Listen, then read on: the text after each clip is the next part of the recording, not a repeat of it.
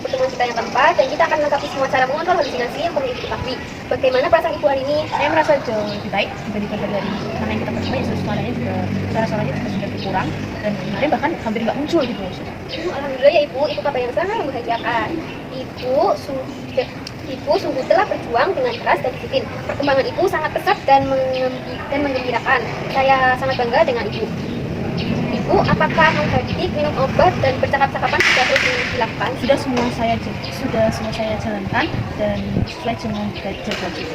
Luar biasa sekali Ibu, benar-benar menjadi pasien yang sangat kooperatif dan dedikasi tinggi untuk kesembuhannya sendiri. Nah, sesuai janji kita yang kemarin, hari ini kita akan belajar cara keempat dan cara terakhir untuk mengontrol halusinasi, yaitu melakukan kegiatan terjadwal. Waktu kita sekitar 20-30 menit, apakah Ibu bersedia? Bersedia. Oke, sebelumnya saya ingin melihat dan mengevaluasi jadwal kegiatan Ibu selama 3 hari terakhir. Wah, bagus sekali ya Ibu. Semua terisi dengan lengkap, menghadik, minum obat, dan percakapan semuanya ada. Ibu memang sangat teladan. Baik Ibu, sekarang saya akan menjelaskan mengapa kegiatan terjadwal itu penting sekali sebagai cara keempat mengontrol halusinasi. Tadi Ibu sudah menyebutkan bahwa kemarin halusinasi hampir tidak muncul. Saya yakin salah satu alasan adalah karena Ibu sudah lebih banyak melakukan aktivitas dan tidak banyak menyendiri. Betul begitu Ibu? Iya, sepertinya benar. Kemarin saya memang lebih banyak dan aktivitas. Nah, itu memang membuktikan bahwa aktivitas yang teratur dan bermakna adalah salah satu cara terbaik mencegah halusinasi datang. Pikirannya sibuk dengan hal-hal positif, tidak punya ruang untuk menciptakan halusinasi. Nah, halusinasi paling mudah muncul ketika seseorang sedang bangun, tidak ada kegiatan atau menunggu diri dalam waktu yang lama. Oleh karena itu, hari ini kita akan membuat sebuah jadwal kegiatan harian yang lengkap dan terstruktur bersama-sama dari pagi sampai malam yang bisa Ibu jalankan setiap hari. Jadwal ini itu harus realistis dan sesuai dengan kemampuan serta kesukaan Ibu, supaya Ibu benar-benar bisa melakukan dan menjalankannya dengan baik. Saya ingin bertanya dulu nih kepada Ibu, kegiatan apa saja yang Ibu sukai atau ini biasa Ibu lakukan sebelum masuk ke sini? Apa hobi atau aktivitas yang membuat Ibu merasa senang dan berarti? Saya suka nyapu ya, saya suka membersihkan, membersihkan ruangan, saya juga baca buku, menanam tanaman. Di rumah saya selalu rajin bersih-bersih dan merawat tanaman di depan rumah. Wah, bagus sekali ya Ibu. Ibu termasuk orang yang rajin dan punya jiwa merawat lingkungan ya. Itu adalah kegiatan yang sangat positif dan bermanfaat. Nah, selain itu, apakah ada kegiatan lain yang Ibu sukai? Misalnya membaca, mendengarkan musik, olahraga, atau kerajinan tangan? Saya juga suka jalan-jalan kaki dan mendengarkan musik. Wah, sempurna. Kita punya banyak pilihan yang bagus.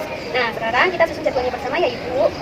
Kalau misalkan untuk pagi hari, setelah bangun tidur, Ibu bisa langsung minum obat pagi, kemudian sholat atau berdoa, lalu sarapan. Setelah itu sekitar jam 7 atau jam 8, Ibu bisa jalan-jalan pagi sekeliling area rumah sakit selama 20-40 menit. Ini sangat bagus untuk kesehatan fisik dan juga pikiran Ibu. Bagaimana? Boleh sih, saya suka jalan kaki. Oke, kemudian sekitar jam 9 sampai jam 10, Ibu bisa melakukan kegiatan kebersihan seperti menyapu ruangan atau membersihkan area sekitar tempat Ibu. Kegiatan ini pasti sudah Ibu kuasai dengan baik. Nah, setelah itu kita ada sesi percakapan dengan teman atau perawat. Lalu jam 12 siang, Oke, untuk sore harinya, Ibu bisa melakukan kegiatan tersebut atau merawat tanaman yang ada di sekitar rumah ini. Nah, biasanya ada program terapi di sini Ibu yang bisa Ibu ikuti. Ibu bisa tanya kepada perawat jadwalnya. Nah, setelah itu kita bisa mendengarkan musik yang menyenangkan. Nah, pada malam harinya, setelah makan malam dan minum obat, Ibu bisa membaca atau berbicara santai sebelum tidur. Bagaimana? Boleh? Oke. Jadwalnya padat ya, tapi menyenangkan ya. Semua kegiatannya yang saya sukai. Betul, itu adalah kuncinya Ibu. Jadwal kegiatan yang kita sukai itu tidak akan terasa membebani. Justru kita akan menanti-nanti untuk melanjutkannya. Dan perhatikan bahwa dalam jadwal ini tidak ada waktu yang terlalu panjang tanpa kegiatan yang terlalu panjang. Nah, ini penting sekali untuk mencegah halusinasi muncul. Saya juga ingin Ibu tahu bahwa kegiatan-kegiatan ini itu bukan hanya bermanfaat untuk mencegah halusinasi, tapi juga untuk membangun kembali kepercayaan diri Ibu, menjaga kesehatan fisik, dan mempersiapkan Ibu untuk bisa kembali beraktivitas normal di masyarakat kelak. Dengan menjalankan jadwal ini, Ibu sedang membangun fondasi untuk kehidupan yang lebih sehat dan lebih bahagia. Saya jadi lebih bersemangat sekarang, Sus.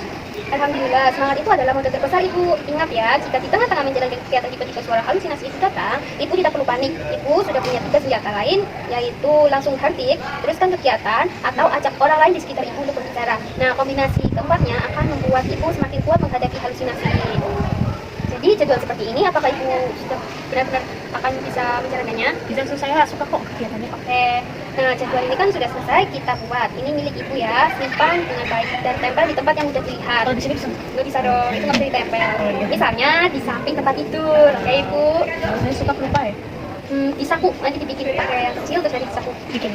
Ya nanti saya bikin. Terima kasih. Oke, nah karena kita sudah selesai sesi belajar kita yang keempat dan terakhir, bagaimana nih perasaan Ibu sekarang? Apakah ada yang ingin Ibu sampaikan, tanyakan? Saya merasa sangat lega dan bersyukur. Saya tidak menyangka ada begitu banyak yang bisa saya lakukan untuk melawan suara-suara Ibu.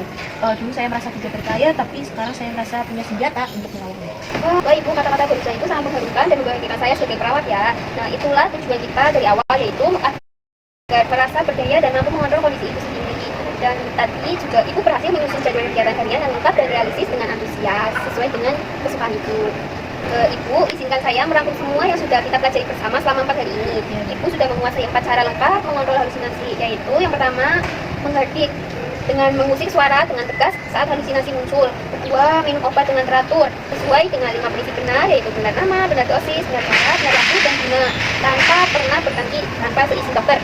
Nah, yang ketiga, percakap-cakapan dengan orang lain segera ketika halusinasi mulai datang untuk mengalihkan perhatian otak ke percakapan yang nyata. Dengan kapasitas melakukan kegiatan terjadwal setiap hari agar pikiran selalu aktif dan tidak memberi ruang bagi halusinasi untuk berubah. Saya akan lihat dan saya akan menjalankan semuanya. Oke, saya sangat yakin Ibu bisa. Nah, selama 4 hari ini Ibu sudah membuktikan bahwa Ibu adalah orang yang disiplin, mau belajar dan berjuang keras dalam kesembuhan Ibu. Itu adalah kualitas yang luar biasa. Terus pertahankan semangat itu ya Ibu. Ingat selalu, jika suatu saat Ibu merasa kewalahan atau halusinasi itu terasa semakin berat, jangan pernah diam saja. Segera cari dan beritahu perawat atau tenaga kesehatan yang ada di sekitar Ibu. Kami selalu siap membantu. Apakah ada hal lain yang ingin Ibu sampaikan atau tanyakan sebelum kita mengakhiri sesi kita hari ini? Tidak ada sih, saya cuma bisa mengucapkan terima kasih sebesar-besarnya kepada suster sudah meluangkan waktunya untuk bisa mengajarkan cara-cara untuk mengontrol halusinasi. Oke, terima kasih kembali Ibu. Justru saya sangat merasa terhormat bila bisa menemani perjalanan Ibu. Kesembuhan Ibu adalah hadiah terbaik bagi saya. Tetap semangat, jaga kesehatan, dan terus jalankan keempat cara yang sudah saya ajarkan. Semoga Ibu segera pulih sepenuhnya dan bisa kembali beraktivitas bersama keluarga. Selamat beristirahat dan saya pamit Ibu. Terima kasih ya, Sus. Permisi Ibu.